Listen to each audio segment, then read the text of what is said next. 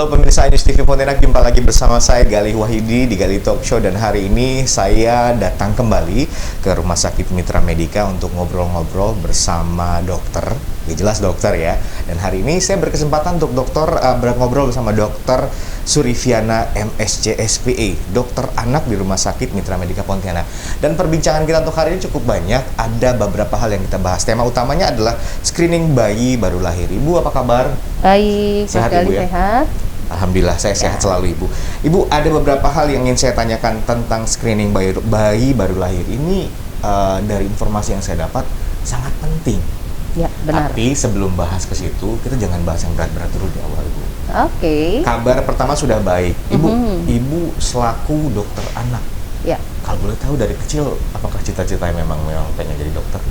Dari kecil cita-citanya jadi dokter, tapi belum jadi dokter anak, Mas Gali. Oh, belum? Tapi ketika SMA sudah fokus tuh mau jadi dokter anak. Oh gitu. Ibu termasuk orang yang benar-benar dari awal mengejar cita-citanya sampai sekarang akhirnya tercapai. Iya. Wah, luar biasa sekali. Ibu dokter anak, kenapa milih dokter anak? Di sekian banyak pilihan untuk menjadi dokter spesialis yang lain atau apa? Kenapa dokter anak? Nggak tahu ya, jiwanya kepanggil ke sana kayaknya. Dan saya merasa kalau dokter anak tuh unik. Uniknya karena gini, kalau dewasa kayak Mas Gali, saya bisa nanya, Mas Gali sakitnya apa? Ceritanya banyak dong ya. Tapi kalau anak kan saya harus mengeksplornya beda. Oh, gitu. Nggak bisa bercerita secara keseluruhan ya, apa sakitnya gitu kan. Tapi kita melihat dari gestur, dari penampilan, kadang harus nanya orang tua, harus melihat reaksi anak. Serunya di situ. Berarti? Penanganannya ya sesuai dengan anak ya. Tiap anak-anak ini kan punya karakter yang beda-beda, Ibu. Kayak seperti orang tua, karakternya udah mulai terbentuk ya. Orang dewasa karakternya udah terbentuk nih. Anak-anak ini masih labil, berubah-berubah. Apakah berarti setiap ketemu dengan pasien anak, penanganan juga akan berbeda-beda? Ya, tergantung sifat karakternya. Wow. Karena anak-anak ada yang takut kan, ada yang berani datang udah, hai dokter gitu kan, ada yang baru sampai depan pintu sudah nangis. Nah, penanganannya kan beda-beda. Oke, baik. Ini menarik sekali. Menjadi dokter dokter adalah cita-cita dari Ibu Dokter Suriviana, dan akhirnya menjadi dokter anak pilihannya ya sampai dengan sekarang. Dan topik yang kita bahas untuk hari ini juga berhubungan dengan anak, bayi, screening bayi baru lahir. Ya. Kalau secara awam, screening adalah pemeriksaan, pengecekan.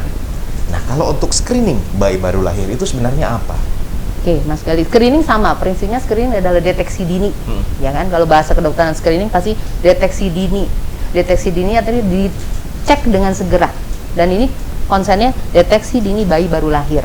Jadi pada bayi baru lahir, kita harus melakukan beberapa pemeriksaan sebenarnya. Dan ini sudah banyak dilakukan di rumah sakit. Satu, tadi nanti kita bahas adalah screening telinga pendengaran. Wow. Itu segera bayi baru lahir, biasanya 1 hari, usia 1 hari. Sampai 1 bulan biasanya kita bisa lakukan. Oke. Kemudian yang kedua nanti ada screening mata, dan biasanya ini khusus pada bayi-bayi yang memiliki permasalahan, bayi prematur, bayi yang dengan perawatan ICU atau NICU-nya lama. NICU itu berarti neonatal intensive care yang lama, karena biasanya menggunakan oksigen dan segala macam. Atau bayi-bayi yang memang bermasalah secara kesehatannya dari awal sudah kedeteksi. Apakah ada perbedaan penanganan untuk bayi prematur dan bayi normal? Berbeda. Karena bayi prematur apalagi makin kecil usia kehamilan, makin kecil berat badan bayinya, makin kompleks permasalahannya. Berarti yang paling rentan di sini adalah bayi prematur. Ya. Tapi tidak menutup kemungkinan kalau bayi normal juga akan menghadapi masalah. Benar, tapi screening ini bayi prematur dan bayi baru lahir yang kita anggap sehat ya, juga dilakukan. Kapan proses screening ini dilakukan, Bu? Apakah langsung lahir langsung dilakukan screening, atau mungkin menunggu proses sampai beberapa bulan atau beberapa minggu atau beberapa hari baru dilakukan screening? Kalau baru lahir, dokternya atau bidan atau petugas kesehatan pasti memeriksa secara fisik ya. Artinya wajahnya, bentuk mukanya, bentuk telinganya, matanya. Kadang kita bisa lihat mata lahir dengan sudah ada kayak katarak, jadi kayak pantulan putih di bola matanya. Namanya katarak bayi. Itu bisa dilihat. Jadi pada saat awal kita lihat fisik dulu, Mas Gali. Lihat fisiknya lengkap nggak, jari-jari tangan, kakinya, bentuk mukanya, bentuk telinganya, matanya, dan semua ya, termasuk kadang ada lahir dengan bibir sumbing, kan itu bisa terlihat. Itu screening awal baru lahir, artinya fisik dinilai. Next stepnya adalah screening yang tadi saya bilang, screening pendengaran. yang kita mau lihat itu pakai alat. Jadi menggunakan alat namanya OAE tesnya. Seakurat apa? Ini untuk deteksi awal ketika ditemukan ada permasalahan dari telinga dengan hasil misalnya hasilnya itu dua, di pass atau refer. Pass itu berarti lulus, refer itu berarti tidak terdeteksi. Nah, ketika tidak terdeteksi kita harus ulang kapan? Bisa 1 bulan atau 2 bulan kemudian.